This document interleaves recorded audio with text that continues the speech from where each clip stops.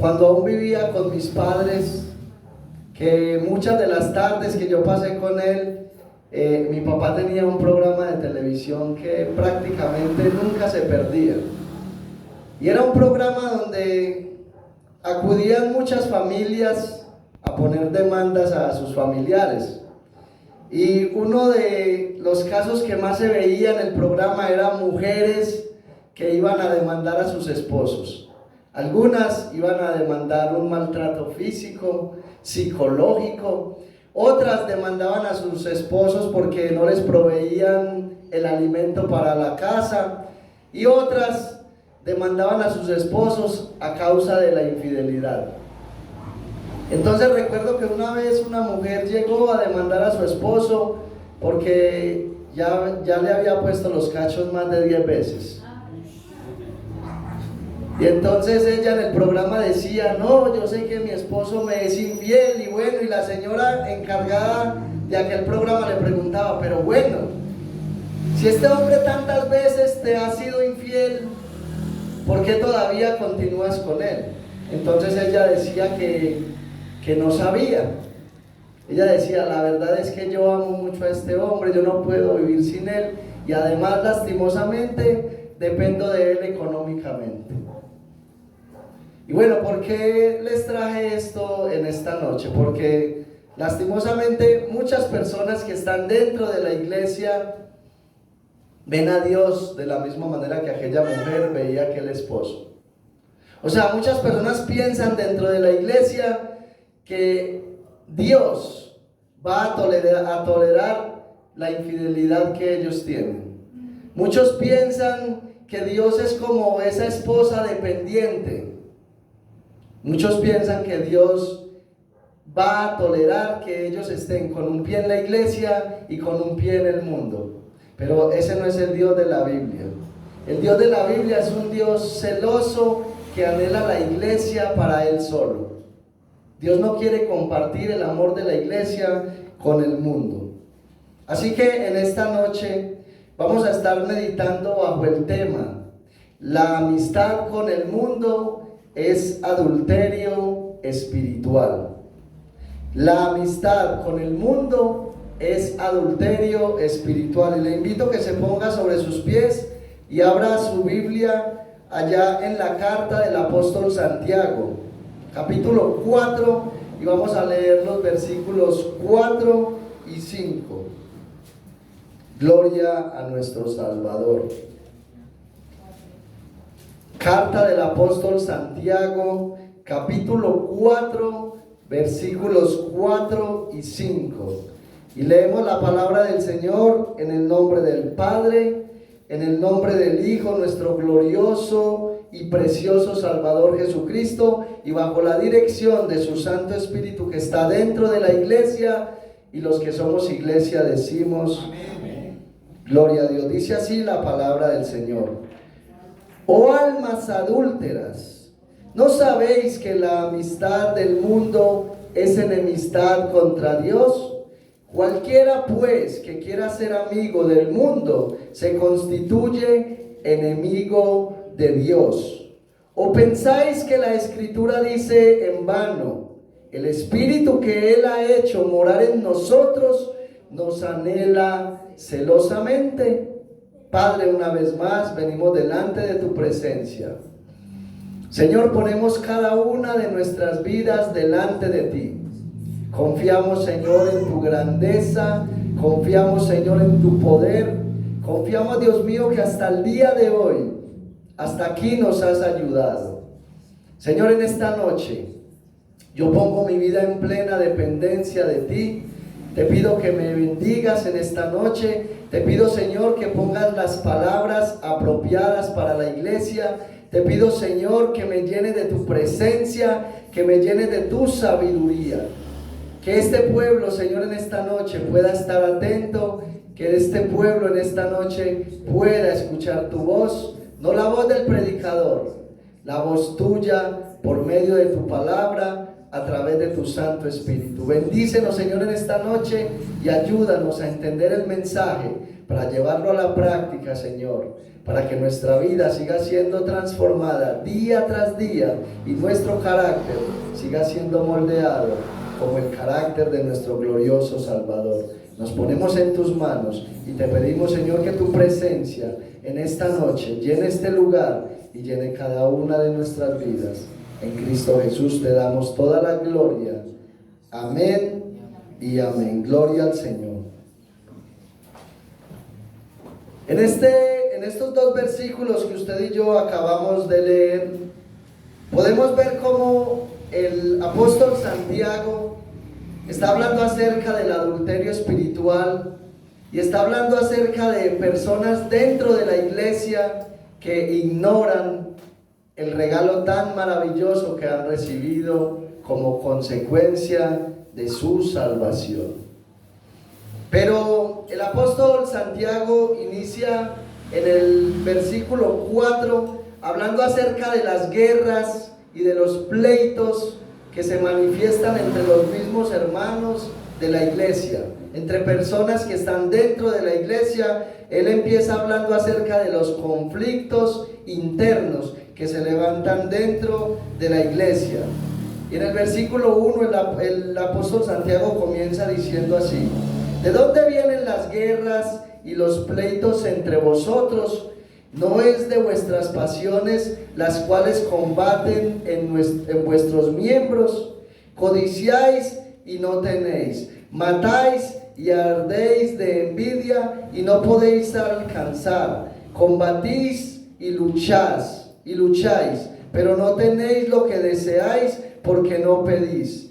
Pedís y no recibís porque pedís mal, para gastar en vuestros propios deleites. Aquí en estos tres versículos que acabamos de mirar, el evangelista Santiago nos está hablando acerca de personas dentro de la iglesia que están atravesando por dificultades internas, pleitos, envidias y muchas cosas que se ven dentro de la iglesia. Y esto es lo mismo que el apóstol Pablo presenta en su carta a los Gálatas.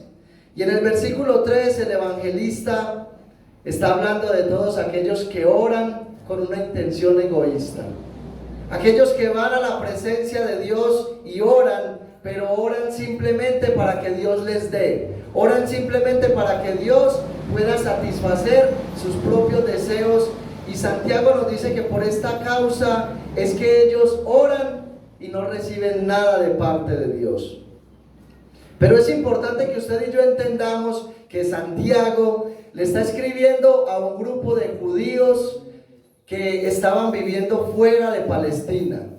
Le está escribiendo a un grupo de judíos que eran perseguidos.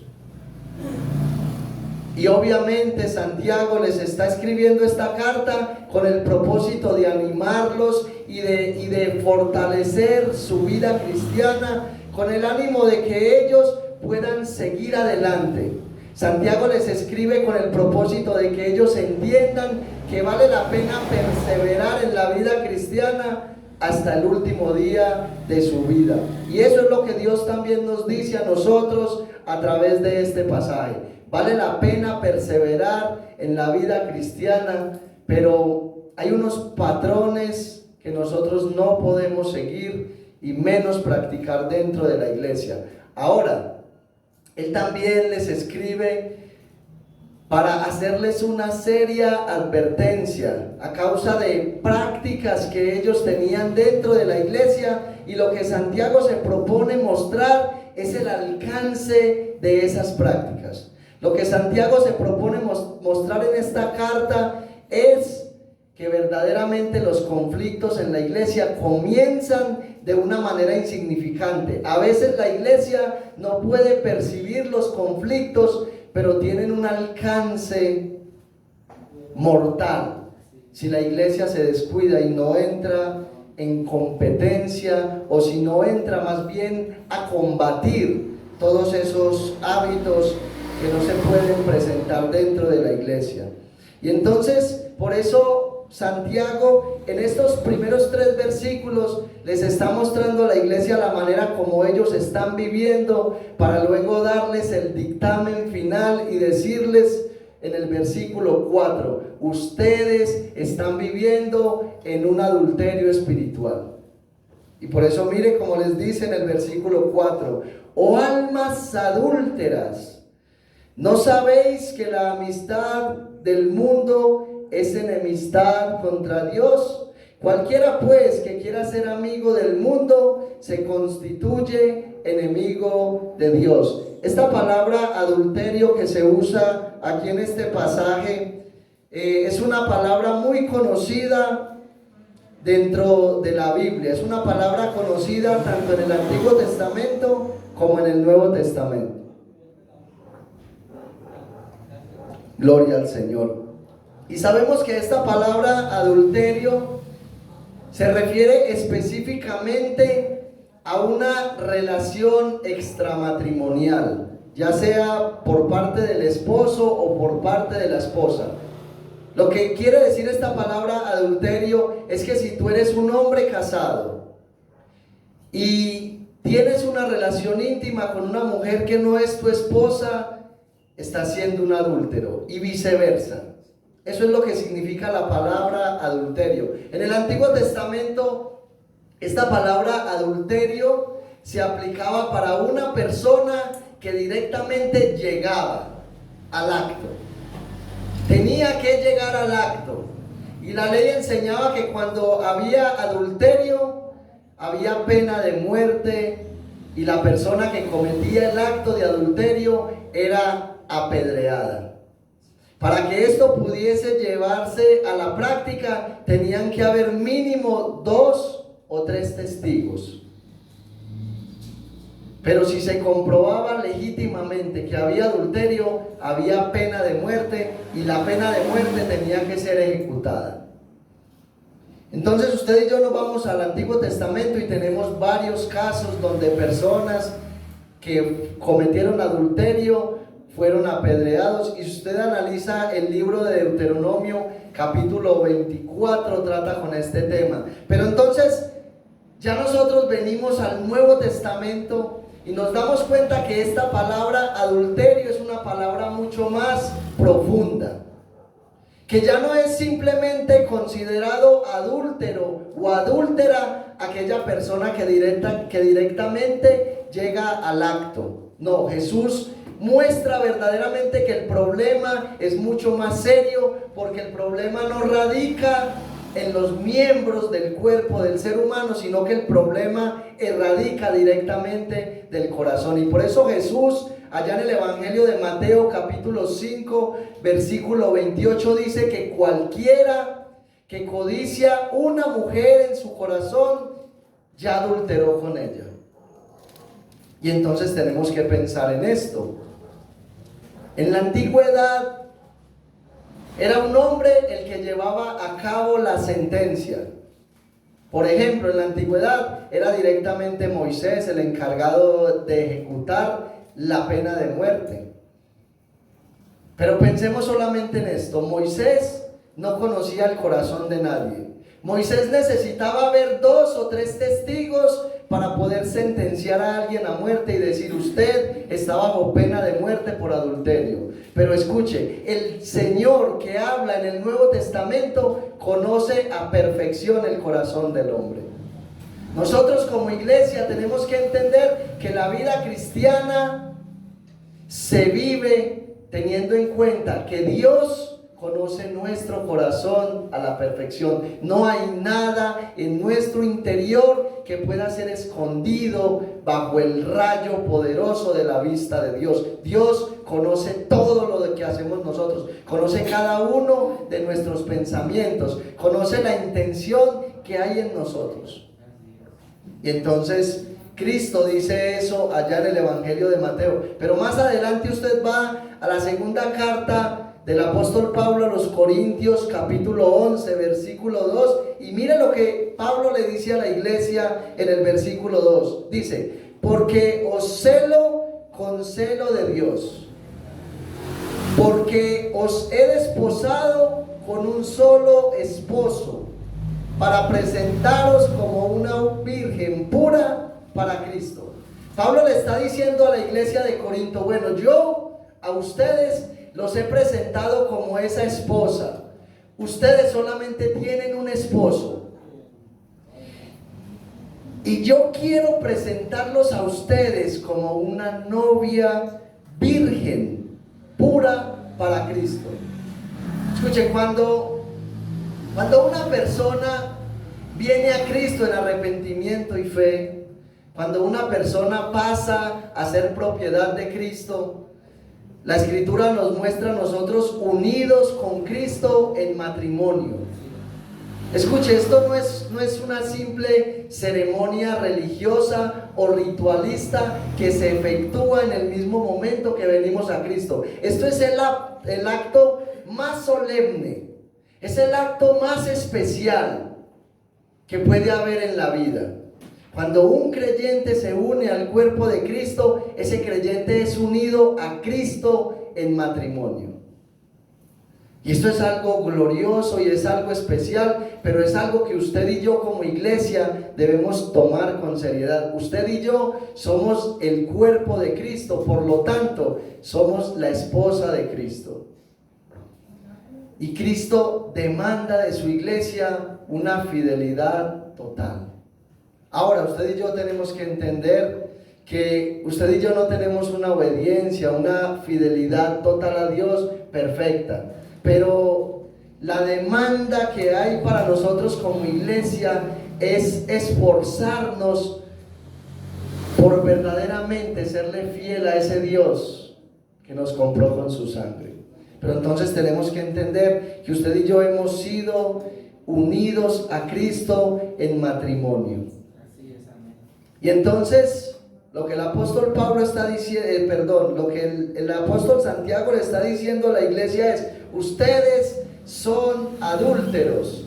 Y la pregunta es: ¿por qué, Santiago, nosotros somos adúlteros? Él les dice, les da la respuesta: ¿no sabéis que la amistad del mundo es enemistad contra Dios? Cualquiera pues que quiera ser amigo del mundo se constituye enemigo de Dios. Y esta palabra amistad con el mundo se refiere a que la iglesia no puede tener una estrecha relación con el mundo. Esa palabra amistad habla de una relación íntima, habla de una relación estrecha. Pero esta palabra mundo que aparece aquí no se refiere a la creación de Dios. Ahora no significa que usted se va a ir para el jardín botánico y le va a prender fuego a todos esos árboles allá y va a decir: es que yo escuché que debemos aborrecer el mundo, nosotros tenemos que aborrecer lo que Dios creó. No, esa palabra mundo, la cual usa Santiago aquí, no se refiere a la creación de Dios, no se refiere a la naturaleza como tal, no se refiere a los animales que Dios creó, al mar, a los ríos, etcétera, etcétera. No, la Biblia dice en Génesis capítulo 1 que cuando Dios creó todo, Dios vio que era bueno en gran manera.